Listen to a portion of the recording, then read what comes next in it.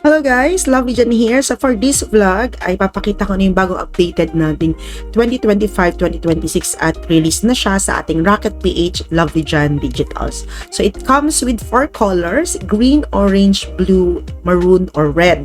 Ayan, simple, minimalistic, and organized na tong layout na to at may mga bonus sample files pa. So papakita ko lang sa inyo yung laman ng PMS natin for this year. Ayan, para pakita na ninyo at ipapasok nyo na lang yung mga MOVs ninyo later.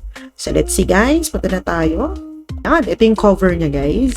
So green muna yung pinili ko as sample. Again, 4 colors ang available. Ayan, sa Karawan, nakikita nyo na content, knowledge, and pedagogy. Nandiyan din yung mga indicators, objectives 1, 2, and 3. So naayos na siya. Maganda dito guys, meron na kung ano yung dapat ninyong ilagay na MOV. Katulad dito, classroom observation tool, no? Yung scan copy lang ng inyong classroom observation rating sheet, ilalagay na, copy-paste nyo lang dyan. So meron na rin akong sample ng annotation dito na related doon sa objective 1. Okay, ganun din dito sa objective 2, nakalagay na rin yung mga means of verification na kakailanganan natin with annotation sample na editable. Depende kung ano yung nilagay yung MOVs, pwede nyo po siyang i-edit. So, ayan, 2. Ito na po, hanggang 2 objectives under CRA 2 with annotations pa rin. Ayan, CRA 3. Andyan yung objective. CRA 4 with annotations din. Ayan. Scan lang natin 8, 9, 10, and then CRA 5. Objectives 11 and 12. CRA 7. Kung papansin nyo, CRA 6, nawawala, diretso CRA 7. Wala pong mali doon. Doon kasi sa binigay na CRA ng DepEd ay wala sa atin yung CRA 6. So, diretso sa CRA 7. Indicators. Nya, ito. Tapos, nandito rin objectives. Okay? So, nandyan na rin, guys, yung mga needed ninyo. Kung mapapansin nyo, meron din akong mga siningit dito na mga notes. Halimbawa, gusto nyo makuha na outstanding score ninyo, nandiyan yung mga suggested or required MOVs na dapat ninyong itagdag. Katulad nito, required any instructional material with annotation. Nakalagay yan lesson plan. I-guide nyo na kayo. Ayan.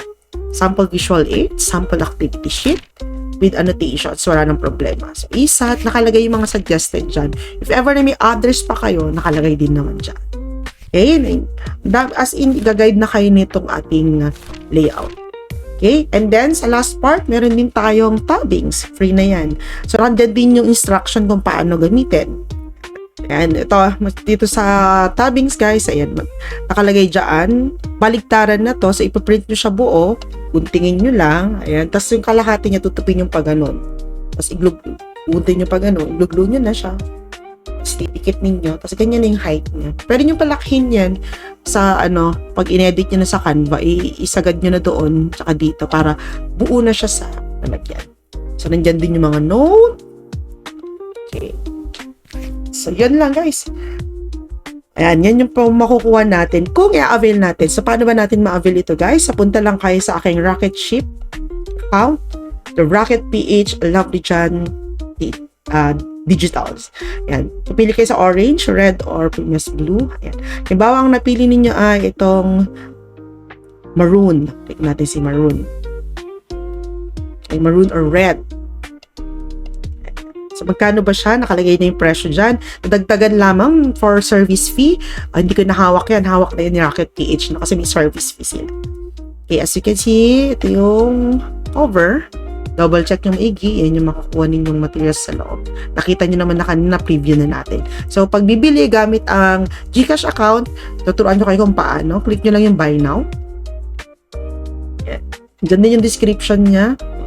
Sinabi ko na rin naman dito sa video na to. So, no need. Hintayin lang natin. Mapunta tayo doon sa landing page for mode of payment.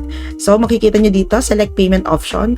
Wala kayong makikitang GCash. Ang gagamitin natin ay QRPH new for GCash account. Click lang ninyo, then agree. Then click select. And pag sinelect nyo, may lalabas na QR, i-download lang ninyo yan. Tapos yan ang i-scan ninyo sa inyong GCash account. Okay? So, ganun lang siya kadali guys para makuha. Ngayon, once paid, may magsisend sa inyong ganitong PDF copy. Ito yung thank you card. Pero nandito yung link kung saan nyo makukuha yung product. Okay, nakalagay na dyan. So, halimbawa, Iba kasi na-download ko green, no? Red yung tinignan natin. So, depende din sa kulay, yun yung darating sa inyo. So, kung Canva ang gagamitin nyo, nandito na siya. Yan, so open lang natin. Ayan, view template na ninyo, mapupunta na yan sa account.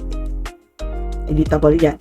Next, kung PowerPoint naman ang inyong gagamitin, click lang ninyo yung G Drive link. At mapupunta na kayo sa G Drive link. Dito, ang instruction dito, basahin nyo itong instruction dito guys ha, nasa baba. Ayan. Lagay dyan, no? Technical requirement. In G Drive, download first before editing. Ayan. So, pag na-open na natin yung account doon sa Drive, click nyo lang tong download lahat or download all kung naka-English yung ano ninyo, nasa website, nasa G Drive nyo. So, click lang ninyo yan at magda-download. Once download, pupunta na yan sa download files ninyo. Halimbawa, naka-zip siya, unzip nyo lang, right-click and unzip lang naman yon. So, ito, yung na-download nyo galing dun sa G Drive, ito na siya lahat. Mapapansin nyo, nandito lahat ng may mga sample MOVs yan. Diba? Kompleto yan guys, bahala na lang kayo mamaya.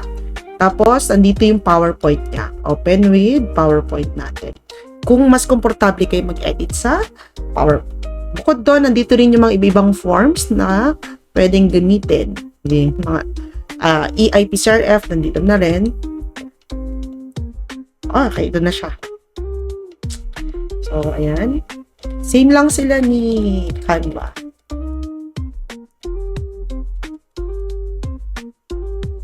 Kompleto siya guys. Ayan. So, ready to work ka na. Lalagay mo na lang yung mga MOVs.